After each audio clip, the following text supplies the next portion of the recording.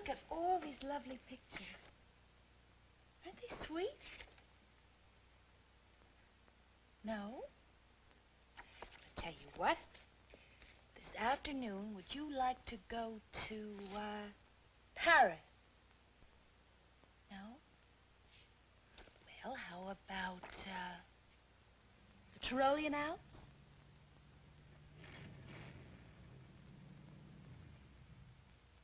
How about, Rome? All those pretty fountains, huh?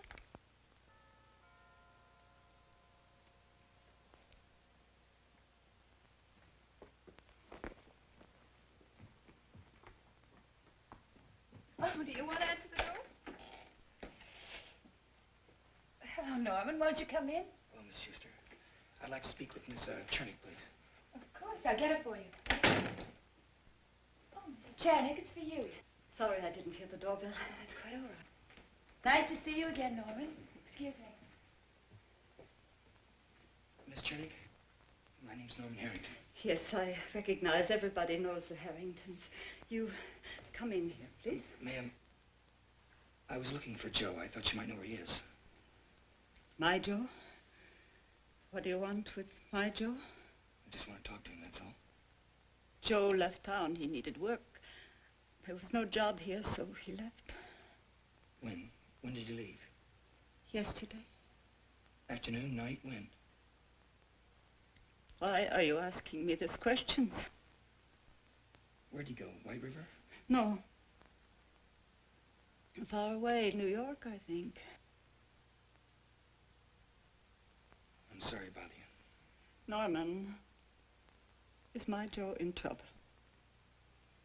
He did something wrong? I don't know. I just want to talk to him, that's all. Excuse, please.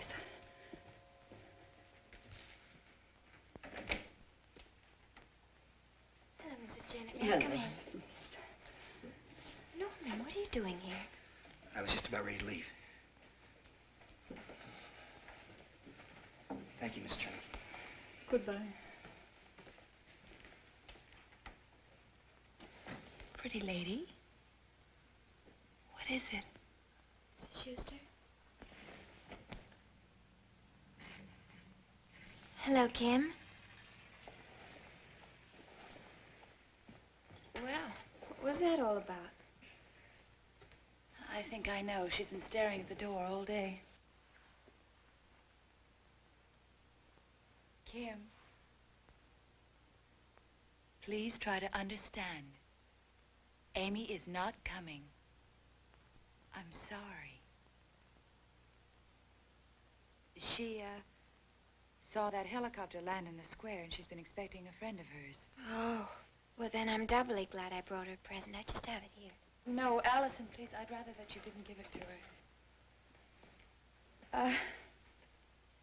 Please, don't take this as a reflection of your work, because both Mr. Schuster and myself have been very happy with the work that you've done with Kim.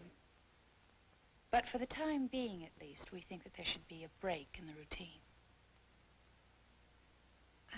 I don't think I quite understand. I'm going to be spending more time with Kim myself.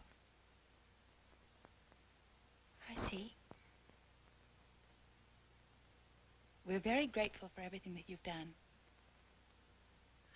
I'm sorry about what happened in the park. I wouldn't hurt Kim for anything in the world.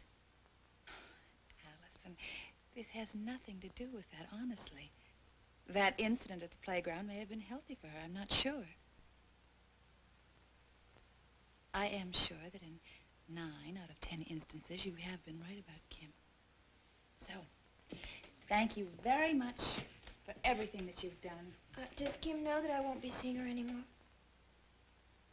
Well, of course you'll be seeing her, Allison. This is a very small town. We couldn't avoid each other if we tried. Could I just go and say goodbye to her, please? No, not now. I'll explain it to her later. I'd like to avoid a scene for as long as it's possible.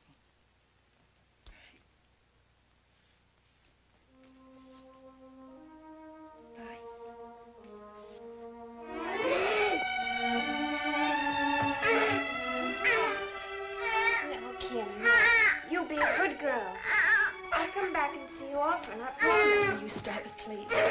You won't be seeing her for a long while. Don't make it more difficult. Let go of Allison. Please go quickly. Kim. No, we don't need Allison. We don't need anybody. Kim, now it's going to be just you and just me.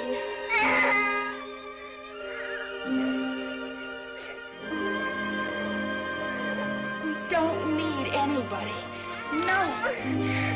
No. Kim, from now on, it's going to be just you and me. Oh, baby.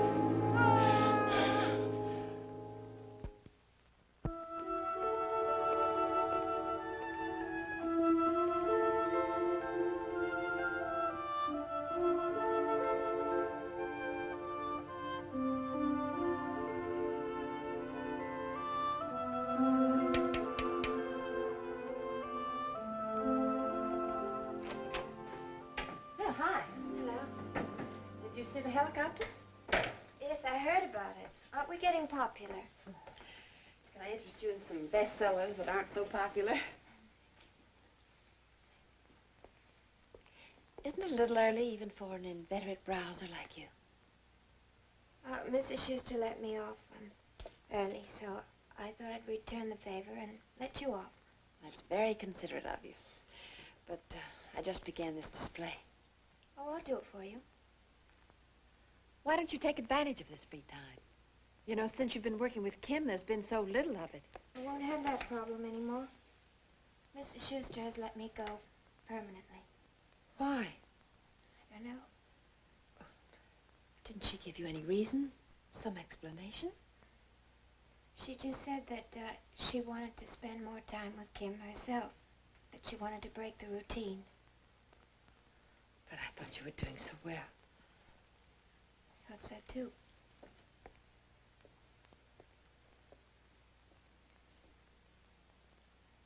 Did anything happen between you and Mrs. Schuster? She just told me that she didn't need me anymore. I didn't understand it. She even said my instincts about Kim were right, and they were. I was getting along well with Kim. I was just beginning to reach her. Kim didn't want me to go. She cried, and she hung on to me. Her mother had to pry her loose. Why do you suppose she did that, Mother? Well, people do things, Allison, sometimes out of their own needs. Even they don't know why or understand. And it isn't always right or fair. Maybe I was letting Kim become too important to me.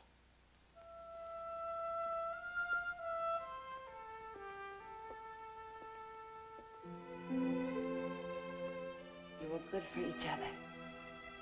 I'm sure of that.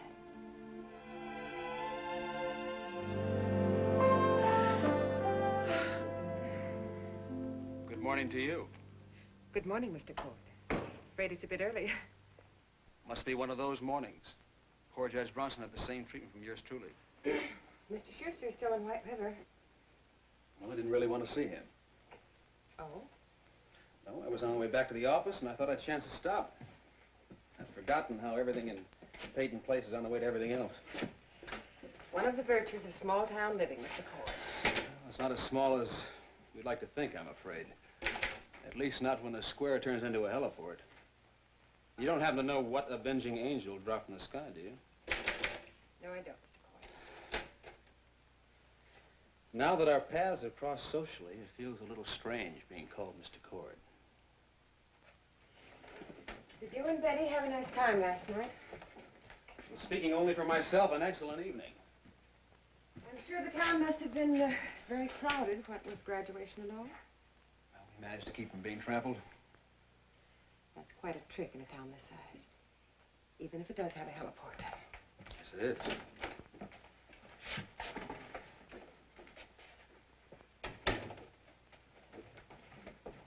Stephen? Hello, Rod. Good morning, Mrs. Anderson. Good morning, Rodney. You're a little bit early. Well, light breakfast, long legs.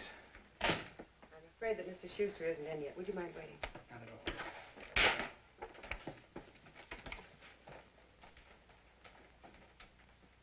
think they call this an awkward moment. For who? Well, we were discussing my date with Betty last night when you walked in. Well, don't let me stop you. Well, we were finished anyway. Would you like a cup of coffee, Rodney? Yeah, I'd love some, thank you. Is there anything else, Mr. Cord? Oh, yes, Mrs. Anderson, I'd like to get an early start on the monthly report. Do you have it? I'm afraid it isn't finished yet. Well, it's due today. Yes, it is. Well, that's unusual, isn't it? For it to be late, I mean. It's a most unusual report. Well, there goes my industrious morning. Now I have nothing to do until lunch. Would you excuse me? I think I'll have a cup also.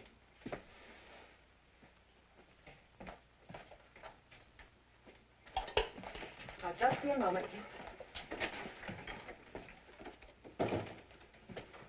If you want to see Betty, I am. then see her. But don't get your hopes up. She's too sharp to stick with a phony. You're not speaking from personal experience, are you? Oh, just like when we were kids. Oh, don't throw that in my face. You'd needle and I'd jump. But not anymore, Stephen. What about a truce, then? Oh, well, we're not at war. Then why am I bleeding? Stray bullet.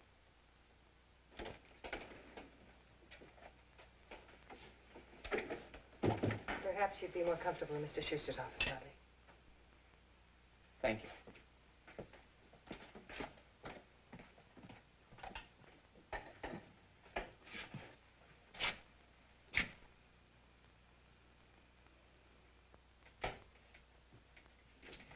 Mr. Cord? I'll take it. That's not necessary. Oh, no bother.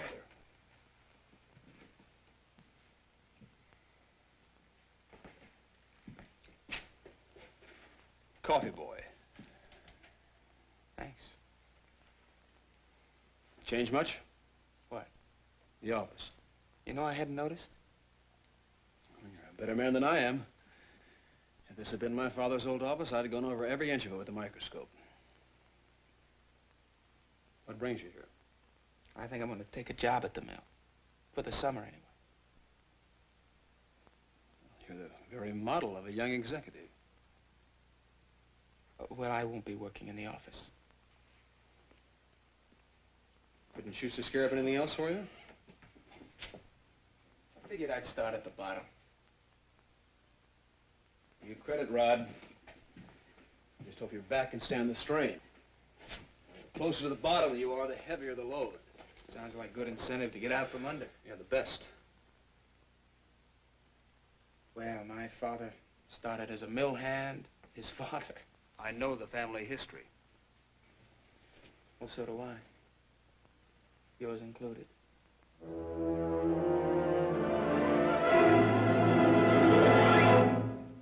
Preview from the continuing story of Peyton Place. It's just that the other night, she acted funny. There wasn't any thunder and lightning the night of the prom, but she was scared, Mr. Carson. This is not going to make me very popular, Julie. It may even send me back to New York. And I'm afraid I've made an irrevocable decision. I'm afraid you have, Mr. Schuster. I'm his brother, Claire. You don't have to pretend with me. And I don't have to cut Vincent's throat to satisfy any brotherly need of yours either.